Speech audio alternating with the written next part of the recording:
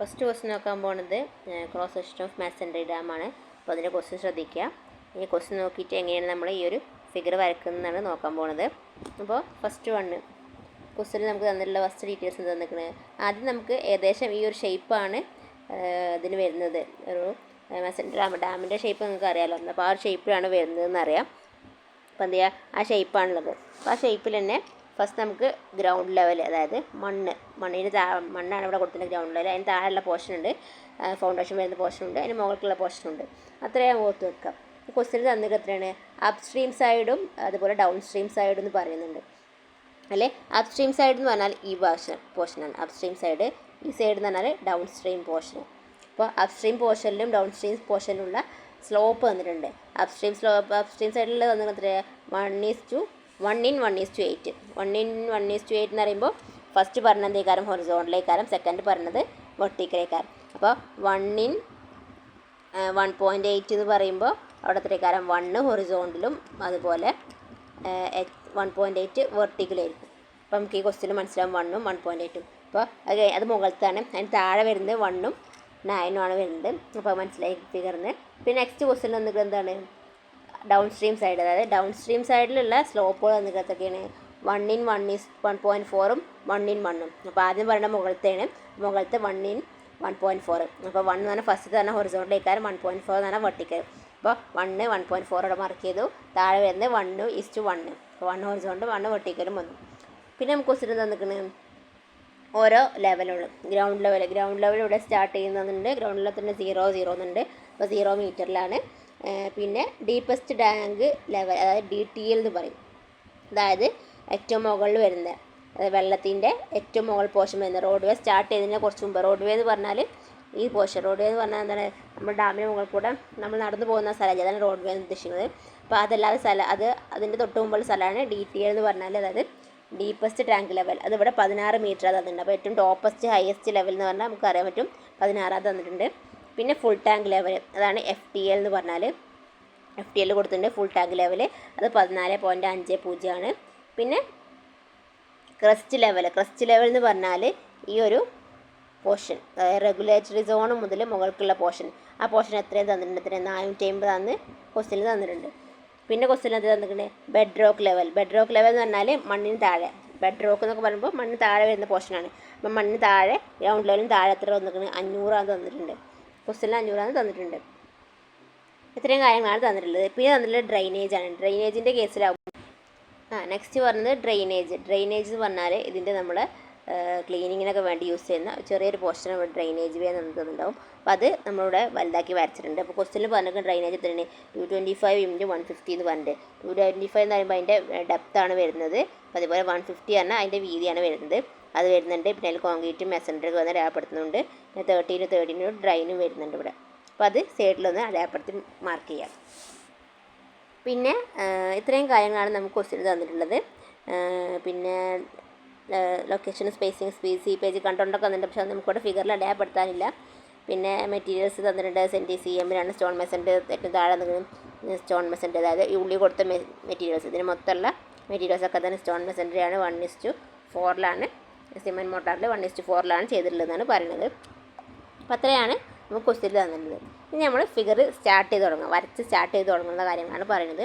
Starting എന്ത് ചെയ്യാം, ഏറ്റവും താഴെ എന്ത് ചെയ്യാം, താഴെ ഫൗണ്ടേഷൻ താഴെ ഈ ഒരു പോർഷനാണ്, അതായത് ഗ്രൗണ്ട് ലെവലിന് താഴെയാണ് വരുന്നത്. അപ്പോൾ ഇത്രയും പോർഷൻ ഫൗണ്ടേഷനിലാണ്. അപ്പോൾ എന്ത് ചെയ്യുക, ഒരു ലൈൻ വരയ്ക്കുക. എന്നിട്ട് അവിടെ ജസ്റ്റ് മാർക്ക് ചെയ്യുക.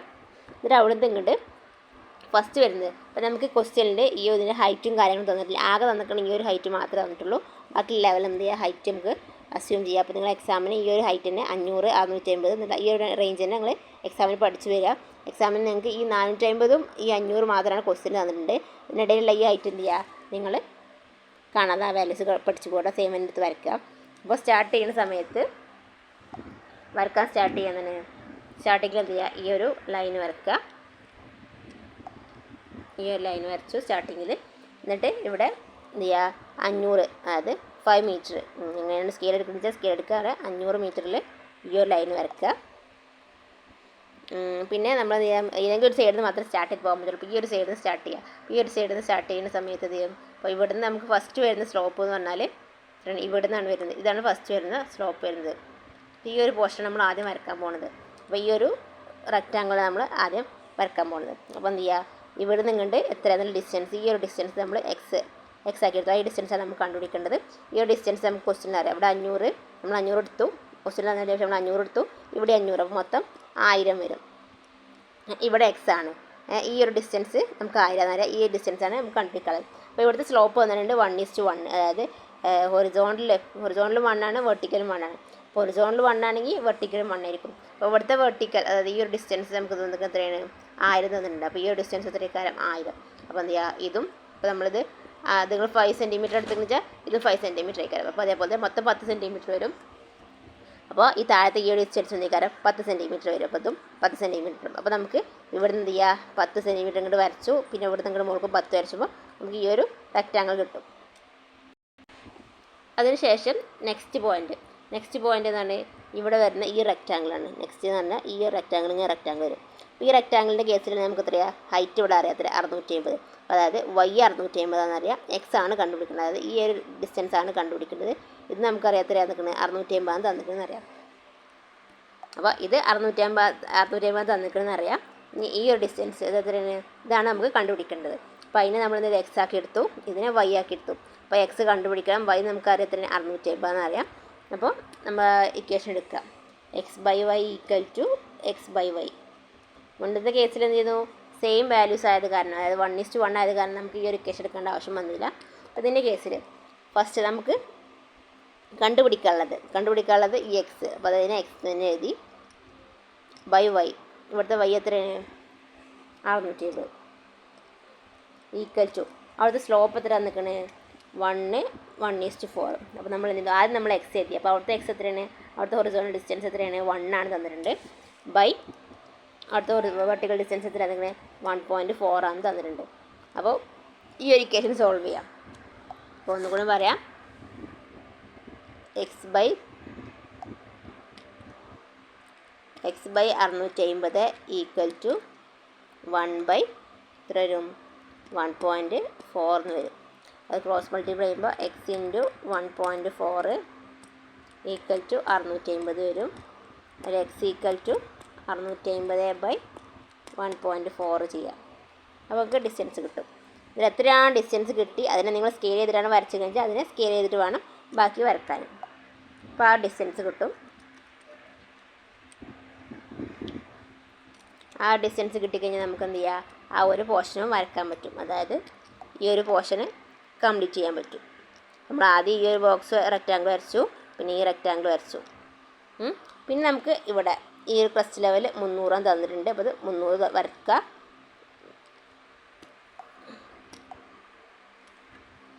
ഈ ഒരു പോർഷന് 300 തന്നിട്ടുണ്ട്, അത് 300 വരച്ചു. ഇനിയിപ്പോൾ അതേപോലെ തന്നെ താഴത്തേക്കും വരും. അപ്പോൾ താഴത്തേക്ക് നമുക്ക് ഇവിടെ എത്ര കിട്ടി, ഇവിടെ നമ്മൾ വരച്ച 10 എടുത്തുള്ളത്. അപ്പോൾ ഇവിടെ 10 ഇട്ടുണ്ടാവും. പിന്നെ ഇവിടെ താഴെ അപ്പോൾ നമുക്ക് എത്ര ക്വസ്റ്റ്യൻ എത്ര കിട്ടിയിരിക്കുന്നത് വെച്ചാൽ 4 പോയിൻറ്റ് സംതിങ് എത്ര കിട്ടുന്നുണ്ടാവും. അപ്പോൾ ആ വാല്യൂ എത്ര കിട്ടുന്നത് വെച്ചാൽ അതിവിടെ വരും. പിന്നെ ഇവിടെ നിങ്ങൾക്ക് നേരെ താഴെ ഇത്രയും പോർഷൻ 3 വരുന്നുണ്ട്. അപ്പോൾ അത് 3 വരും. ഇത്രയും പോർഷൻ കിട്ടി. ഇനി ഇവിടെ ഈ ഒരു സ്ലോപ്പ് ഇവിടെ ചെറുതായിട്ടാണ് കാരണം ഒരു ട്രയാങ്കിൾ വരുന്നുണ്ടാവും. ഇതിന് നേരെ ഇവിടെ ട്രയാങ്കിൾ വരുന്നുണ്ടാവും. ഇങ്ങനെ വരുന്നത് ചെറിയ ട്രയാങ്കിൾ വരുന്നുണ്ടാവും. ആ ട്രയാങ്കിളിൻ്റെ ഈ ചെറിയ ഡിസ്റ്റൻസ് നമ്മൾ കണ്ടുപിടിക്കാം. ആ ഡിസ്റ്റൻസ് കണ്ടുപിടിക്കാൻ എന്ത് ചെയ്യുക, അവിടെയും x/y = ഇവിടെ എത്രയാണ് 1/1.8 ആണ് ക്വസ്റ്റ്യനിൽ വന്ന സ്ലോപ്പ് തന്നെ. അപ്പോൾ x ആണ് നമുക്ക് കണ്ടുപിടിക്കേണ്ടത്. y എന്ന് പറഞ്ഞാൽ എത്രയാണ്, ഇവിടുത്തെ y തന്നെ ഈ ഒരു ഡിസ്റ്റൻസ് എത്രയാണ് നമുക്കറിയാം. അവിടെ 650 എന്നറിയാം. അപ്പോൾ 650 = 1/1.8.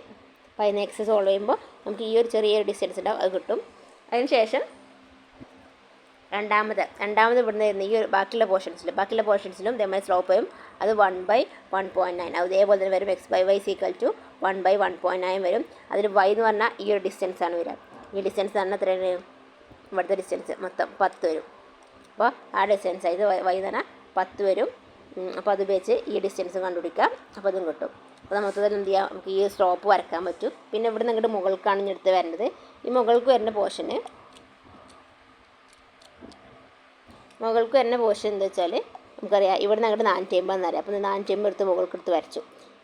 പിന്നെ ഉള്ളിലെ ഡിസ്റ്റൻസ് 300 എന്നറിയാം. അപ്പോൾ ഇവിടേക്ക് എന്ത് ചെയ്യുക, നമ്മൾ 2 mm കൂട്ടി വരക്കണം. കാരണം ഈ റോഡ് വേ കഴിഞ്ഞിട്ട് ഇവിടെ ചെറിയൊരു പോർഷൻ വരുന്നുണ്ട്. അപ്പോൾ 2 ആകുമ്പോൾ 2 കൂട്ടി വരക്കുമ്പോൾ അത് 302 വരും. അപ്പോൾ ഇവിടെ 300 വരക്കാം, ഇവിടെ 302 വരക്കാം. അപ്പോൾ ഇവിടെ ചെറിയൊരു സ്ലോപ്പ് വരുന്നുണ്ടാവും. അപ്പോൾ ആ സ്ലോപ്പും കൂടി വരച്ചിട്ട് ഈ ഒരു പോർഷൻ കംപ്ലീറ്റ് ചെയ്യുക. പിന്നെ ക്വസ്റ്റ്യനിൽ പറഞ്ഞ എല്ലാ ഡീറ്റെയിൽസും കാര്യങ്ങളും ഇതിൽ അടയാളപ്പെടുത്തുകയും ചെയ്യാം.